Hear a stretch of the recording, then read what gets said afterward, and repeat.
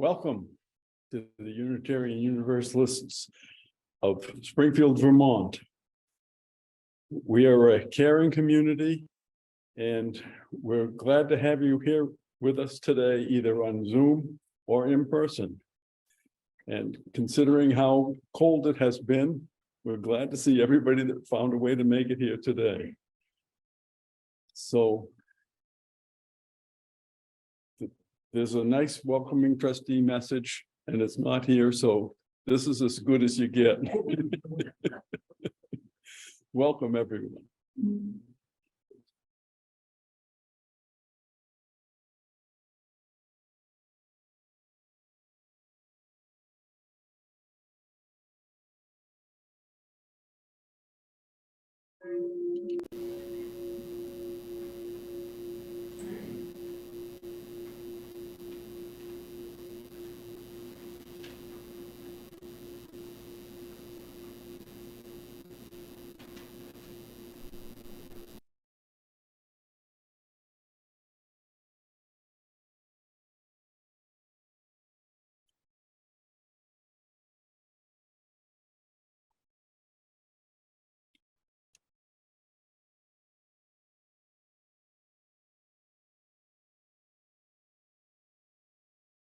Good morning.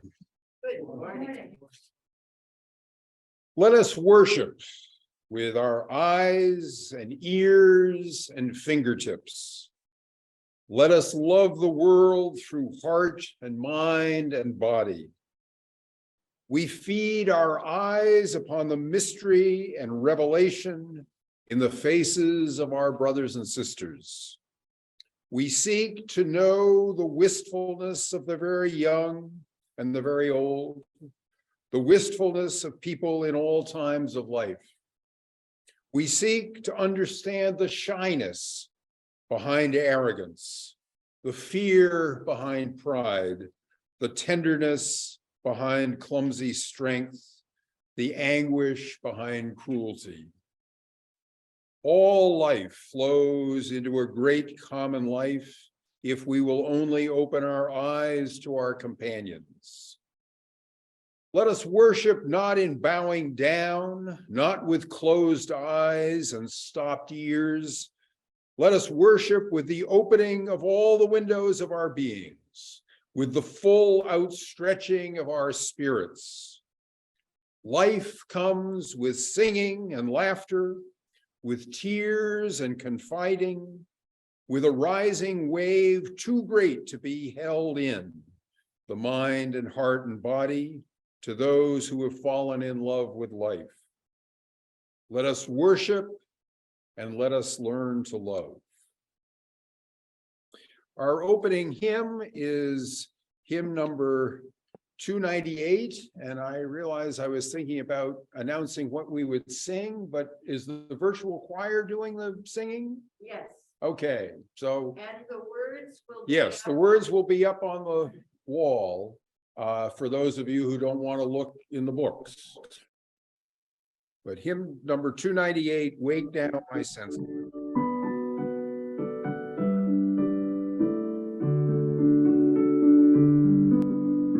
Wake now my senses and hear the earth call. Feel the deep power of being in all. Keep with the web of creation your vow. Giving, receiving, as love shows us how. Wake now, my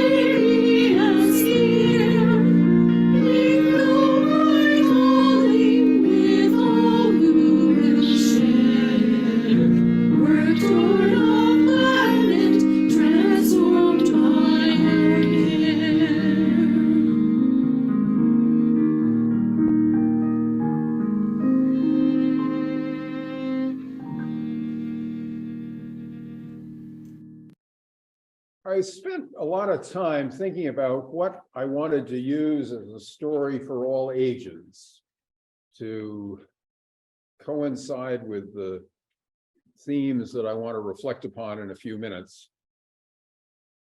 And I was trying to think if there were some great stories from the classics about not trying to flood your brain with chemicals to get instant gratification. I tried looking at a few things. I found something from the Odyssey about Helen of Troy and the opiate that she was able to mix into wine, but it didn't make a very good story. And it finally occurred to me that the story that came the closest to part of the message that I want to get across is one that appeared in Aesop's fables, but we've heard it in many, many forms over the years, and it's about the man with the goose who laid the golden egg. There once was a countryman who possessed the most wonderful goose you can imagine. For every day when he visited the nest, the goose had laid a beautiful, glittering, golden egg. The countryman took the eggs to market and soon began to get rich.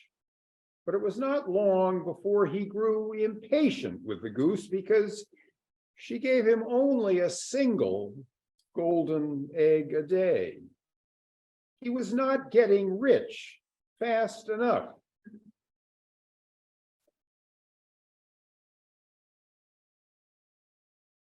So you know the story. He decided he wanted to have all those eggs at once.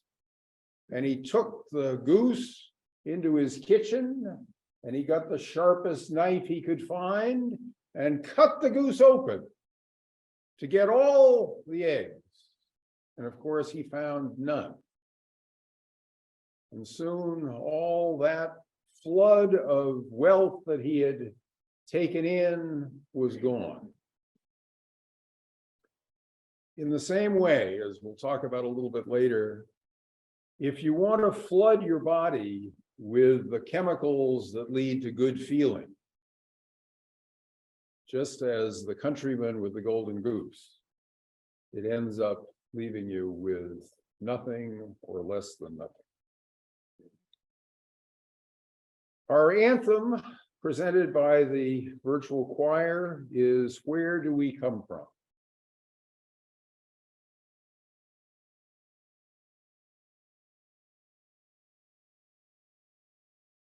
Where do we come from? What are we? What are we? Where are we going? Where do we come from? What are we? Where are we going? Where do we come from? What are we? Where are we going? Where do we come from? What are we? Where are we going? Where do we come from? What are we? Where are we going? Mystery, mystery, life is a riddle and a mystery. Mystery, mystery, life is a riddle and a mystery. Where do we mystery? Life is a riddle and a mystery. Mystery, mystery, life is a riddle and a mystery. Where do we come from? What are we? Where are we going? Where do we come from? What are we? Where are we going? Where do we come from? Where do we come from? What are What we? are we?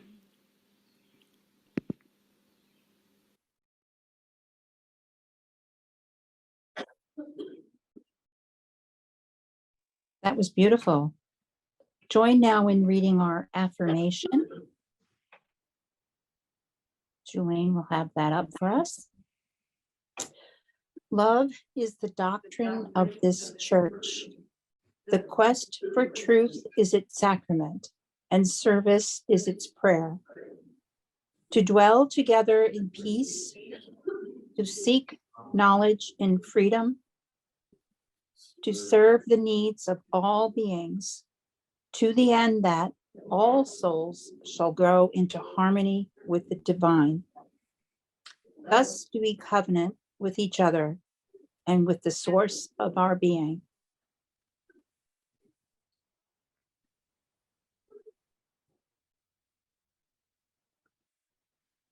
Offering music. And we invite you now to contribute as Ellen passes the plate and Bob passes the basket.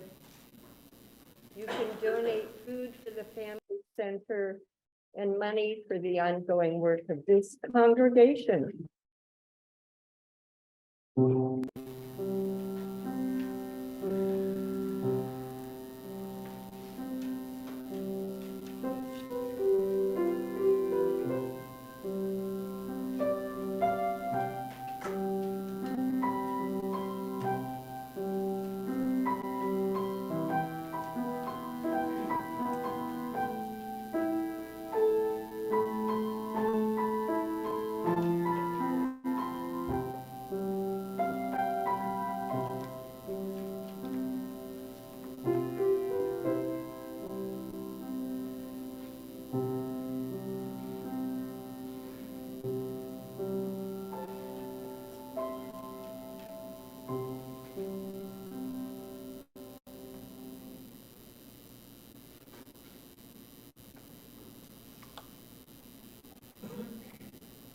A few weeks ago, I was riding in the car with my wife and 3 grandchildren, and there was a discussion about doing household chores.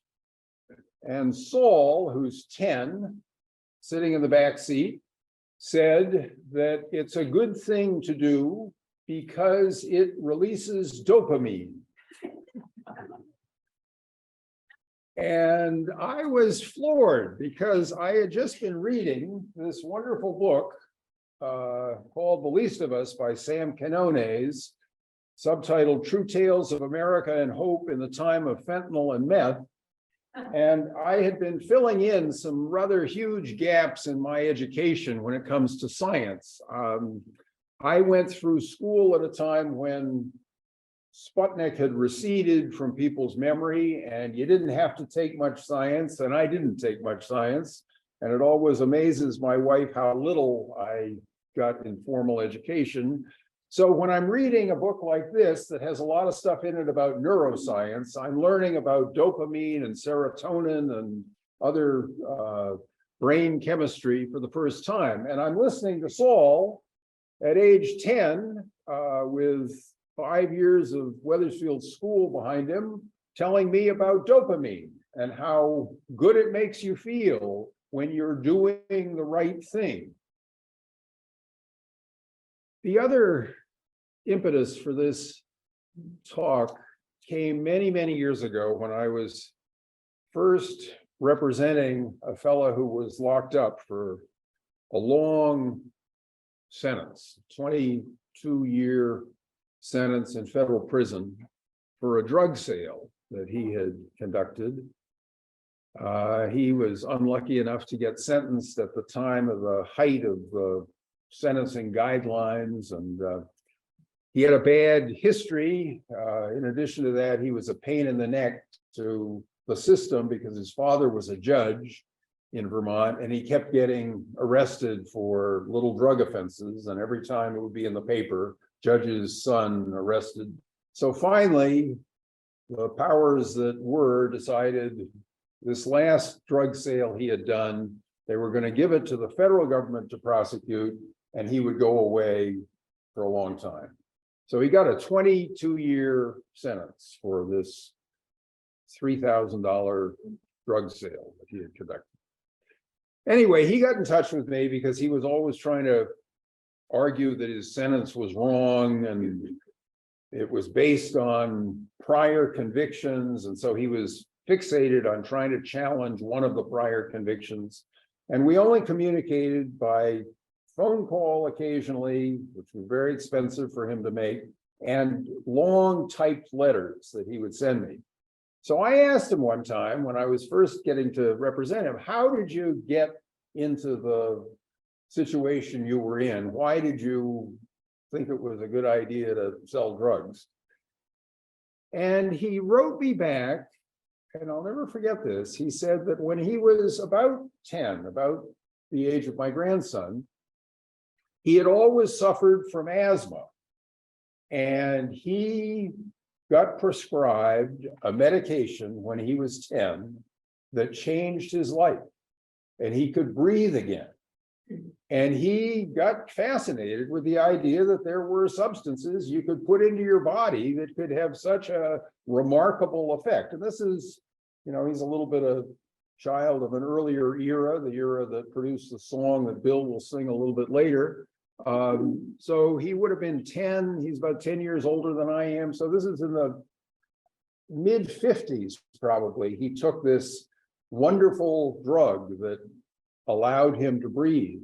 And as drugs flew around his culture in the 60s, he wanted to try them all and share them.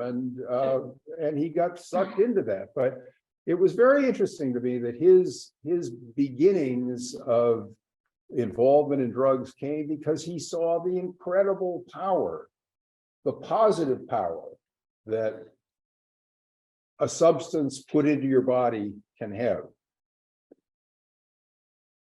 Dopamine is one of, I've learned studying up after Saul's introduction and Sam Canone's introduction, one of 4 feel-good hormones that we have in our bodies. And hormones, as explained in a website that's filling in the gaps in my education, are your body's chemical messengers. Once released by glands into your bloodstream, they act on various organs and tissues to control everything from the way your body functions to how you feel. The group known as the feel-good hormones, because of the happy and sometimes euphoric feelings they produce, are also called neurotransmitters, which means they carry messages across the spaces between nerve cells. We saw some of the beautiful images a little while ago about what these nerve endings look like, and we can't see the pulses that go between them, but when the transmission happens, things happen in our brain and then happen in our body. The 4 feel-good hormones are dopamine, serotonin, endorphins, and oxytocin. Now, what's interesting about dopamine and serotonin is that the explanation, at least that Sam Canone's, and I'm going to read a little bit from his book. Sam Canone's is a journalist who I was lucky enough to be able to talk to for an hour the other night when I read this book, and I sent him a fan email and said, I've been an avid reader for almost all my 69 years, and I've never felt as motivated to send a fan letter as I did when I finished your book. This is a remarkable book, which I would recommend to any of you, where he goes and he talks to people whose lives have been taken over by drugs or who are trying to work to save their communities from the scourge of drugs. But he also talks a lot about neuroscience. And I'm just going to read a little bit from this chapter. In human brains, behind each ear and just above the brainstem lies a blue spot that's helped guarantee our survival. It's known as the locus coeruleus, Latin for blue spot, though some who study it just call it the LC. In humans, the LC evolved early as it had to, The main job is to send a chemical called noradrenaline to other parts of the brain that ignite warnings of life-threatening menace. Noradrenaline helps sound the alarm, pushes the panic button in a sense. Without it, we would have died off long ago. Opiates change a lot in our brains. One thing they do is stifle the LC. They shut it down. Under their influence, the LC can no longer send the chemical igniting panic. Smothered so completely, the LC, product of millennia of evolution, is muted even as the drug sends the body into overdose.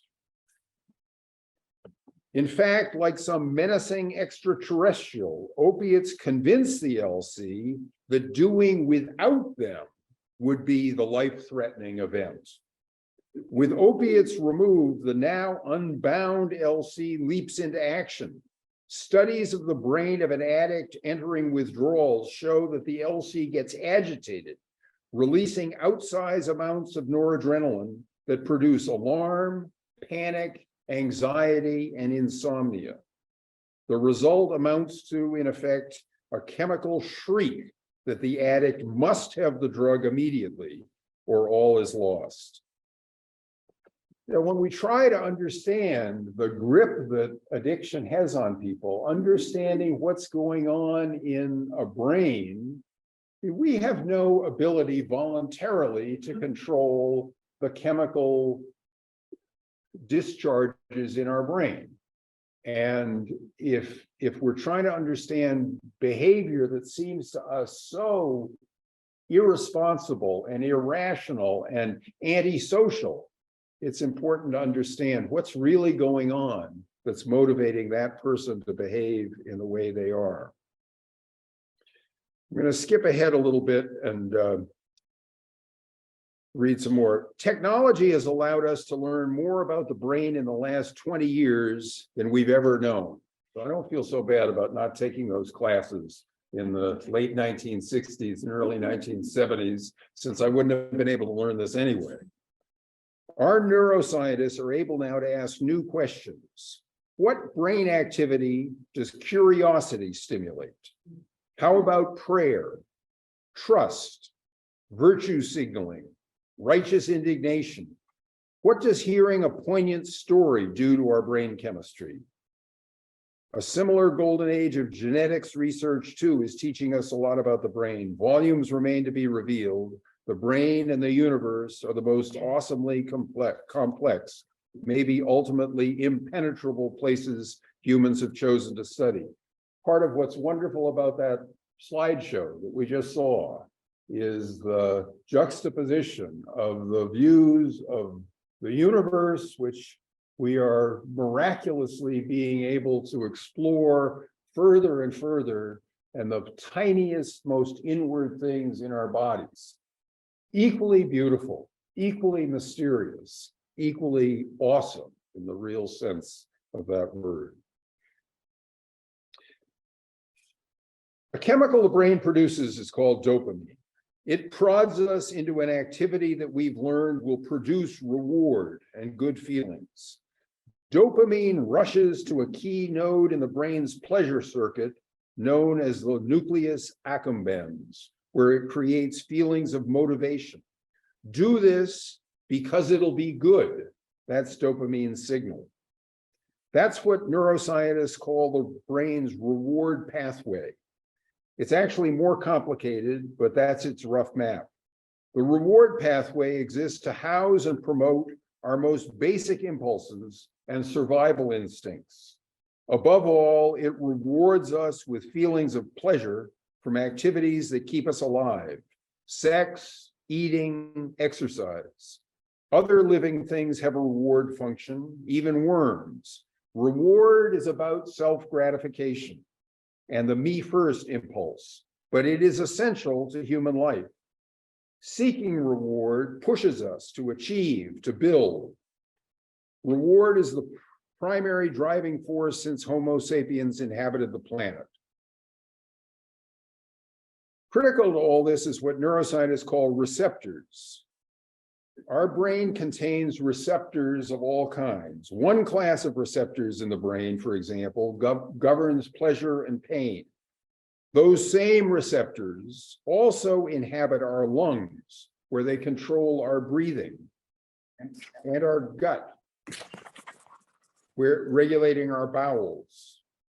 A second class of receptors governs memory. They allow us to forget things we need to forget, especially in fear and anxiety. They keep us from getting too excited. They spur our appetite and reduce nausea and vomiting. The chemicals that transmit messages between one part of the brain and the other are called neurotransmitters. Dopamine and noradrenaline are among the brain's many neurotransmitters. The list goes on, but the brain, always seeking equilibrium, creates neurotransmitters in only limited quantities. And this is an essential point that he makes, that the brain, as with many things in the natural world, seeks equilibrium, seeks balance. And we manage to screw it up in all kinds of different ways. By some bizarre coincidence of nature, some plants produce molecules that, when introduced to our bodies, activate these receptors as well. And he talks about two of the most famous being the opium poppy and marijuana. The poppy produces the morphine molecule, which attaches neatly to the first class of receptors I just described. Those receptors were discovered in the 1970s, and as scientists saw they were especially affected by opioids, morphine, heroin, other opium derivatives, as well as those synthetically produced like fentanyl, they called them opioid receptors. The neurotransmitters that the brain produces naturally to attach to these receptors, they termed endorphins, one of the four feel-good hormones, a combination of the word endogenous and morphine. So the name came from the fact that it is part of the chemistry that has to do with the opioid receptors. Marijuana, meanwhile, produces a chemical called THC that attaches to the second class of receptors, discovered in 1988, which are now called cannabinoid receptors. And the brain chemicals that attach to them were called endocannabinoids. So what he talks about is the fact that if we flood our bodies with chemicals that will set off more and more of these neurotransmitters, we lose the opportunity to have the body be in equilibrium. I really recommend this book to all of you to read, because the combination of the human social reporting and the scientific reporting is really powerful. What seems to me, as we think about the world that we live in, where we're reminded all the time, if you watch commercial TV, the ads for substances to put in our bodies are a major part of what we watch, whether they are from food, which we know has an effect on releasing these brain chemicals, to, at the other end of the spectrum, the prescription pharmaceuticals. And the prescription pharmaceutical ads are so outrageous. They are so infuriating to me to watch, and to see these beautiful models having the happiest life they can have, while the voice very quickly talks about all the things that might be going wrong with the people. They might be dying, or but there you see them, and I don't know what half of these things even are. They have unpronounceable trade names, but I'm sure the ads are designed so that some people are going to remember to talk to their doctor about such and such, and then get it prescribed. One of the things that this book talks about, and certainly a lot of other journalism has talked about, is the way that one particular pharmaceutical company, Purdue Pharma, owned by the Sackler family, figured out a way of marketing a pain medication that was more powerful than anything that had ever been introduced in this country before, getting it approved by the FDA, and then addicting millions and millions of people who, after doctors started cracking down, then turned to street drugs to keep their bodies going. The Purdue Pharma example is probably an extreme, but all these pharmaceutical companies who've come up with something that can meet a perceived need or a created need. The reason they advertise, not just so that doctors will know about the products they have, but because they want us to perceive that we have a need for this. There's a reason that we spend so much money on pharmaceuticals. One of the things, I work with a lot of people who are living on disability. Many of them get prescribed a lot of medication, which I often pick up for them at the drugstore because they don't have cars and they don't get them delivered. And I'm amazed at how much money these pharmaceuticals cost us, the society, because people are on Medicaid and they're being paid for by tax money. We don't want to spend the money on the people themselves. We don't want to spend the money giving them direct services. We'd rather give them a pill that may or may not work, but will probably have some of those side effects that you hear about in the fast talking announcer on the television. What can we do instead of taking a pill or smoking a joint or snorting a line to give us the good feelings that my grandson talks about that you get from completing a task? In Sam Quinones's earlier book, Dreamland, which is also wonderful, he talks about the fact that one of the effects of the drug epidemic in this country is it's reinforced feelings of social isolation. As I was reading about the natural ways of stimulating the 4 feel-good hormones, I don't remember which one it is, but group singing is one of the things that produces some of the things that make you feel good. Being with other people, doing, Saul said, completing a task, but doing something for somebody else, laughing, all sorts of things that really happen much better in company of other people than they do sitting in isolation in your dark room.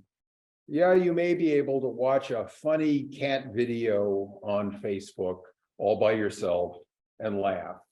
But I know that my appreciation for those is enhanced when I can share it with somebody else. There are some hysterical videos of animals that are, heartwarming to see. I don't know if any of you have seen the one about the bus that goes to pick up the dogs to take them to dog daycare. And it looks like a regular school bus, and it stops at all these stops, and the dogs get on, and they behave just like little kids, greeting their friends and sniffing at each other, and then going and sitting in their chair. Well, the first time I saw that, I loved it. And what I wanted to do was share it. I wanted some other people to see it so that they could get that same good feeling. And that gives me a release of something that's good in my brain that I'm able to share and to feel better about. Think of our trends. I mean, this is nothing new. Robert Putnam, the sociologist who wrote the book Bowling Alone, talked about how we have gotten so much into patterns of social behavior where we don't do things with each other. There's been a lot of talk about the effect of COVID and people working remotely and stuff, and depression and everything else. But it's way before COVID that this began. And it's not just working remotely that we're talking about. We're talking about a world in which people don't know their next door neighbors. They don't know, they think they've got 1,262 friends because Facebook tells them that when they log on. But I can tell you there are very few of those friends who can come help you boil your pipes or loan you a cup of sugar if you need a cup of sugar. I do have one character I've dealt with over the years who puts up on Facebook things like, does anybody in Brattleboro have a cigarette? And he gets some rather snide remarks like, yeah, everybody who bothers to work. But anyway, that's neither here nor there. The reality is, though, so much of what we do, we don't do with other people the way 50 years ago we did. And as we try to think about how can we pull back from this disastrous point we've found ourselves getting to, we've got to figure out ways of involving each other. We've got to figure out ways of having troubled people talk to other people instead of looking at a plastic bottle of pills and thinking that's how I'm going to feel better about myself. I would invite some response for a minute now. I want to read something else before I stop, but if things I've said stimulate any thoughts that anybody wants to share, I'd like to take a few minutes now to get some feedback. If you all agree, that's fine. I often say to people, don't be judgmental. And one of the reasons I tell them not to be judgmental is I said, think about what real judges are like. When they walk in a room, everybody stands up. When they say something, somebody writes it all down. Well, this is the closest I've ever come to being somewhere where everything I say gets written down, transcribed. But anyway, any thoughts? I would invite. Yeah. I've been thinking a lot about privilege and how. Can you speak up so they can, the mic can talk you up? I've been thinking a lot about privilege and how Americans are so privileged.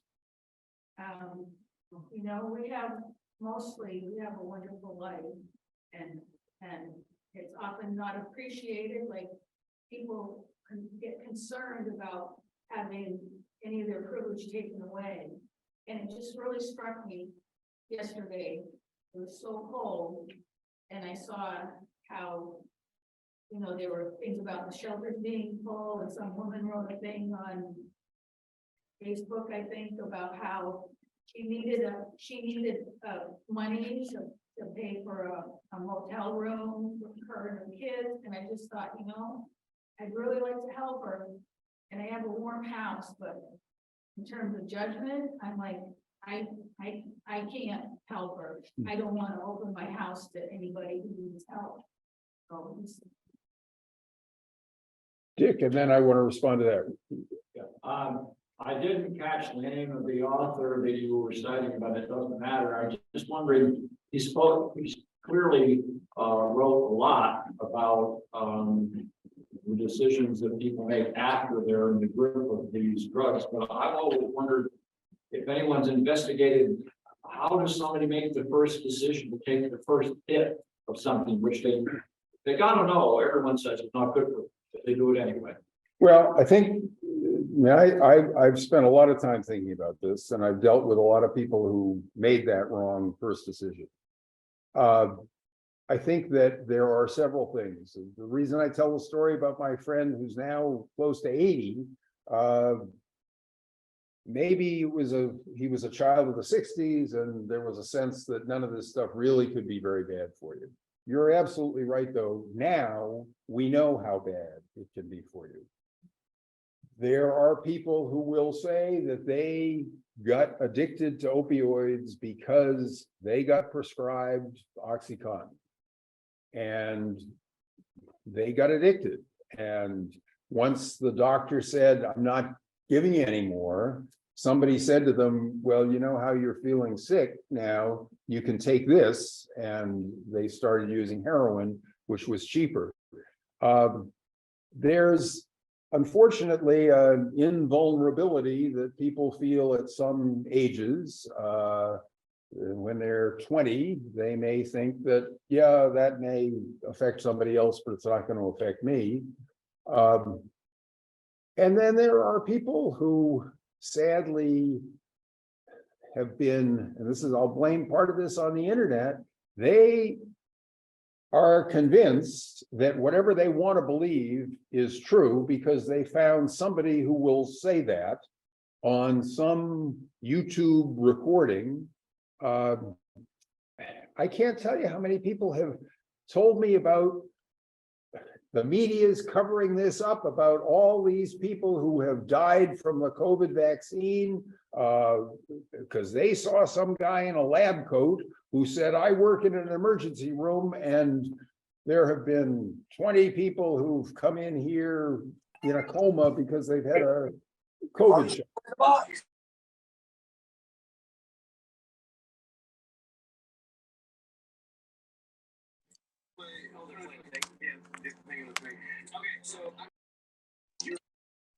The fuck?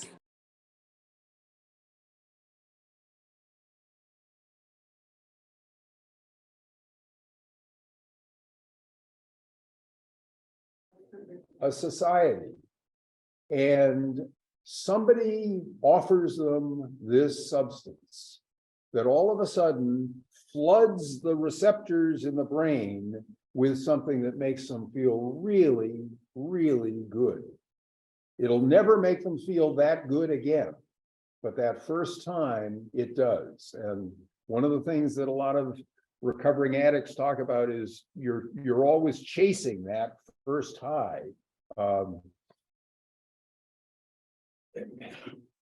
And some of the things, it's kind of like why I chose the story of the goose who laid the golden egg. Some of the things that make you feel better take time, and they take patience, and they take persistence. And we live in a society where the attention span is getting shorter and shorter and shorter, and you expect instant results. I remember Bill Newman, he used to come to this church. Bill Newman talked to me many years ago when I was first getting really interested in prison stuff about the importance of activities for prisoners that teach you to think in future time.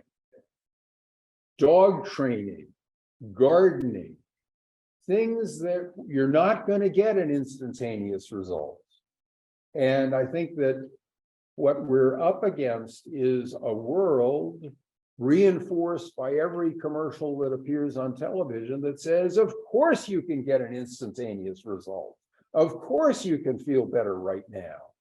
You just have to spend the money on the product that we're offering you.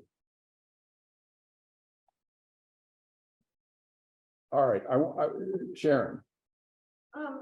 I'm just thinking about as an antidote to the need for this is building stronger communities that reach out, that include everyone, that where people feel welcome. You know, there are groups, one with a connection in Bellows Falls, and you know, many others that make people feel loved. Mm-hmm. You're part of this group. And if they didn't have that growing up in our society, they get hooked because they feel cared for deeply. So any of the ways that we all can do more of that, you know, COVID has made it very hard for us all to gather in larger groups, but we need to keep it up one way or another. Well, one example, you know, this congregation is a big supporter of the Springfield Family Center. Before COVID, you could go up to the family center and sit in a congregate meal and enjoy the company of other people. meet new friends. There were a lot of people for whom that was a positive part of their day, and that's gone because of COVID. And whether it will return or not, I don't know. But you're absolutely right. Yes. Were you going to offer something? Well, when you get done with your sentence.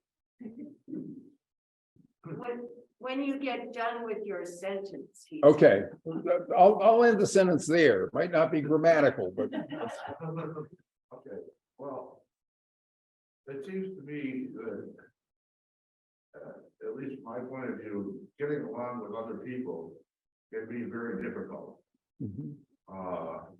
Partly because each person is individual and different from every other person.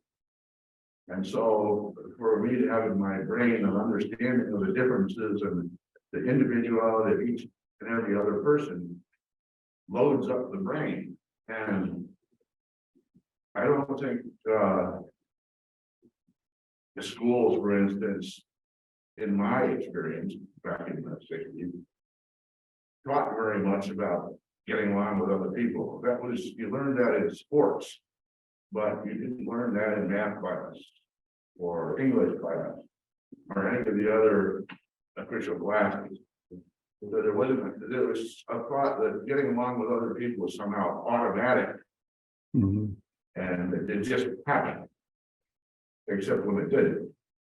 And now I think more and more it doesn't. So I'm wondering if maybe we need a little more study in how it is people get along with each other or don't. Well, it's remarkable to me how when there is a crisis, people manage to get along better. I think I was talking to somebody the other day about the fact that there's no warming shelter in Springfield. And I think there was an effort, apparently Friday night, I didn't know about it until afterwards, but there was an effort to have the community center open. And then apparently nobody showed up. And so they closed, but I don't know how anybody would have known until after it was over. But I think of during the time after Tropical Storm Irene, I was living in Cavendish then, and we didn't have any power for a week. And every night there was a meal at the school and people came together and had a sense of, that was something that didn't need to be planned for 6 months. It got planned for about 10 minutes when people said, we've got to figure out a way to do something. I think that we need to see the state we're in as more of a crisis so we can move a little faster to finding some solutions. And the solutions are there. But those of us who were lucky enough to have a car and have a house and have enough food to eat may not quite feel the sense of urgency that I think is out there. Somebody mentioned the Shaw's refrigeration problem. In a sensible world, there would be a lot of free cheese being given out.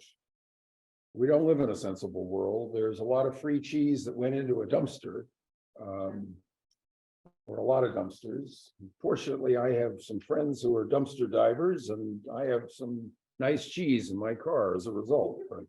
Well, the problem with that is the corporate won't let them. Oh, of course, I Throw it all away. So instead of feeding people. I get it. During the financial crisis of whenever it was, and all the mortgages that were getting foreclosed, I remember watching a video of these crews who would come in to foreclosed homes, and they had a big roll-off outside, and they would bring out all this perfectly good furniture and throw it into the dumpster. Tomorrow, if all goes well, I'm renting a U-Haul to go up to Mount Ascutney because the hotel units there every 8 years take all the furniture out and bring in new furniture. And half these units have hardly been used, and I'm going to load up with some. Where's that, Will? The Mount Ascutney. What Hotel area. I forget what building, the Bennington set of buildings they're gonna do. They just did there was one a month ago and I didn't quite get on the stick quick enough. But talk to me if you're interested in mattresses. There's a limited amount of stuff that they have, but it's all perfectly good and hardly used, so. Anyway, let's, I don't know, do we have a real coffee hour or only a virtual coffee hour? Okay, so we can talk some more then. I want to finish just by reading the closing of Sam Quinones's earlier book, Dreamland, which I think also is a wonderful book, and I read it a few years ago. Psychology Today ran a story on declining student resilience that noticed increased neediness in college students. The students had called campus police after seeing a mouse, blaming teachers for poor grades, increasingly seeking help for and apparently having emotional crises over problems of everyday life. Professors, the author continued, described an increased tendency to see a poor grade as reason to complain rather than as a reason to study more or more effectively. Much of the discussion had to do with the amount of hand-holding faculty should do versus the degree to which the response should be something like, "Buck up, this is college." All this seems the predictable result of the idea that we should be protected from pain at all costs. The earlier book had a lot to do with the opioid crisis and how the Sacklers were able to build on the idea that pain was something that people just shouldn't have to put up with. And that's why the FDA and everybody else went along with this powerful opioid. As a country, meanwhile, we acted as if consumption and the accumulation of stuff was the path to happiness. We leave family Thanksgivings to go stand in line to buy products, Xboxes, tablets, and the like, that keep us isolated and that poison our kids. And we go do it as if we have no choice in the matter. We have built isolation into our suburbs and called it prosperity. Added to that mix is the expansion of technology that connects us to the world, but separates us from our next door neighbor.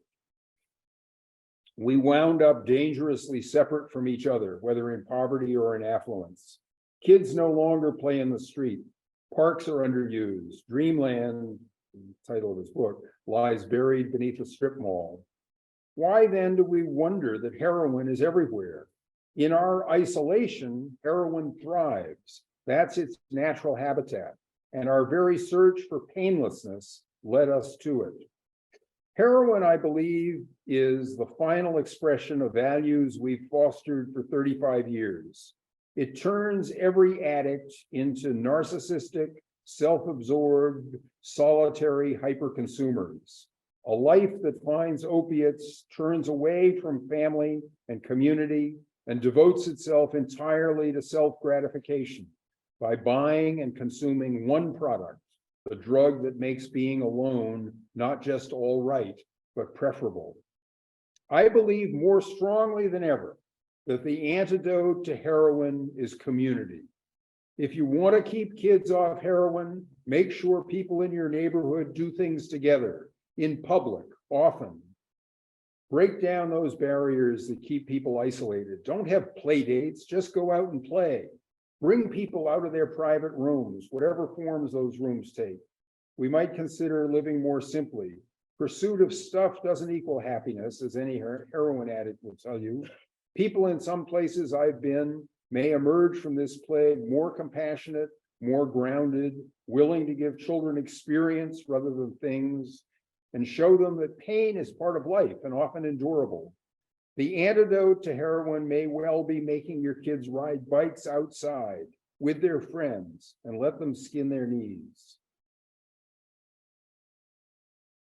We don't just sit around and take the beating. He's talking about some positive things that he's seen. We don't just sit around and take the beating. We act like Americans always have. Heroin is fearsome enough to force us to action. What it does to users, their families, and their neighborhoods is so harrowing that heroin reminds those who live through it of the ties that bind them to others, producing in some places the opposite of the isolation that produces in users. So there are even times when I think I'm right, that perhaps heroin is the most important force for positive change in our country today. Anyway, after years of writing about it, that's what I'd like to hope.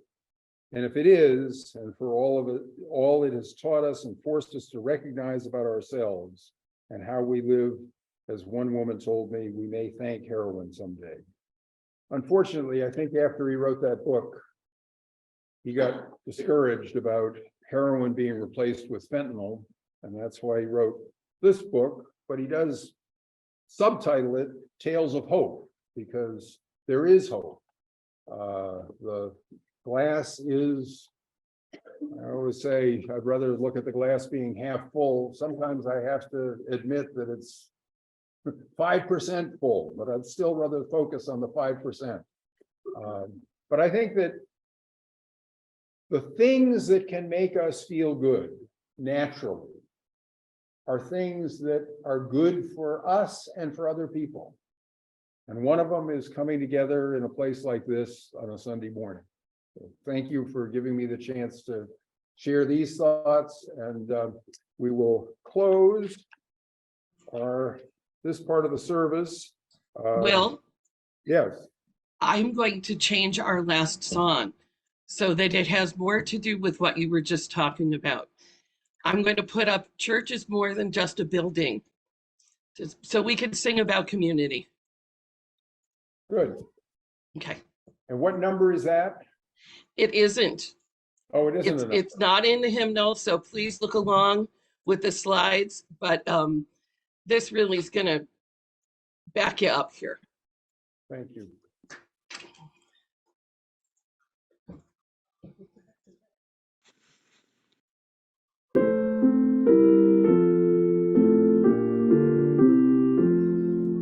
Church is more than just a building, more than wood or metal or brick.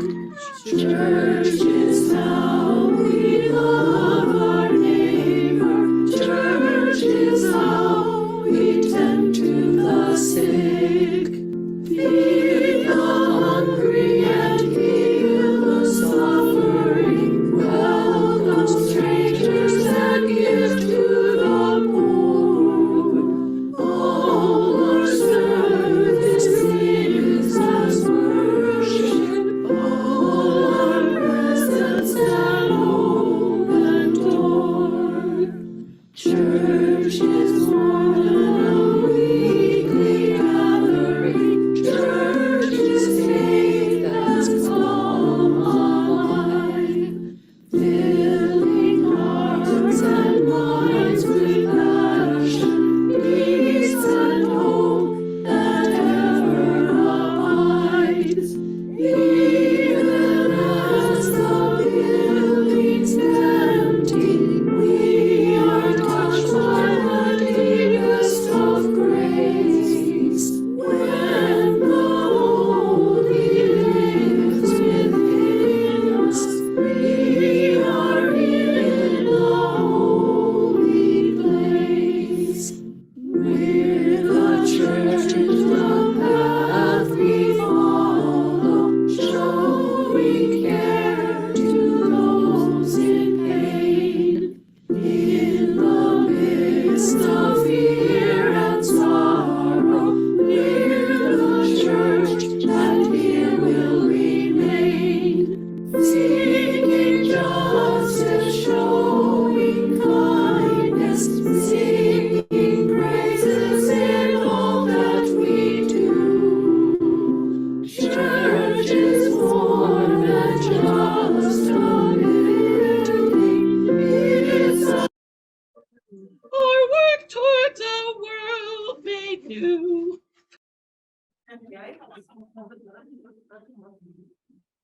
The closing words are from Walt Whitman. The sum of all known reverence I add up in you, whoever you are. Those who govern are there for you. It's not you who are there for them. All architecture is what you do to it when you look upon it. All music is what awakes from you when you're reminded by the instruments. the sun and stars that float in the open air, the apple-shaped earth and we upon it, the endless pride and outstretching of people, unspeakable joys and sorrows, the wonder everyone sees in everyone else they see, and the wonders that fill each minute of time forever. It is for you, whoever you are. It is no farther from you than your hearing and sight are from you. It is hinted by nearest, commonest, readiest. We consider Bibles and religions divine. I do not say they are not divine.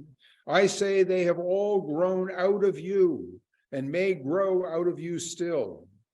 It is not they who give the life. It is you who give the life. Will you seek afar off? You surely come back at last in things best known to you, finding the best or as good as the best, happiness, knowledge, not in another place, but this place, not for another hour, but this hour.